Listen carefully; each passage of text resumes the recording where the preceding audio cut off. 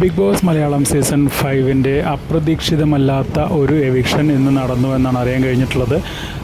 സാഗറും ശോഭയും ഇവർ രണ്ടുപേരിൽ ആരെങ്കിലും ഒരാൾ പുറത്തു പോകും എന്നുള്ളത് ഏകദേശം ഉറപ്പായിരുന്നു.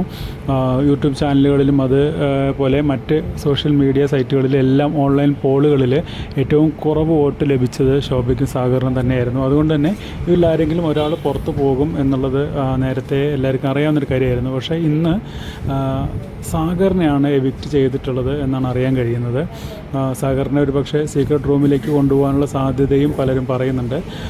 അതുപോലെ തന്നെ മറ്റൊരു പ്രധാനപ്പെട്ട കാര്യം, നാളെ ശോഭയെയും എവിക്റ്റ് ചെയ്യുന്നുണ്ട് എന്നുള്ളൊരു ചെറിയ ന്യൂസും കൂടെ കേൾക്കുന്നുണ്ട്.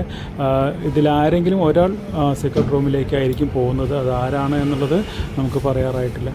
ഇന്നും നാളെയുമായി ഡബിൾ എവിക്ഷനാണ് നടക്കുന്നതെങ്കിൽ തീർച്ചയായിട്ടും ഇതിൽ ഒരാൾ സീക്രട്ട് റൂമിലേക്ക് തന്നെയായിരിക്കും പോകുന്നത്. അതാരാണ് എന്നുള്ളത് നമുക്ക് കണ്ടറിയാം.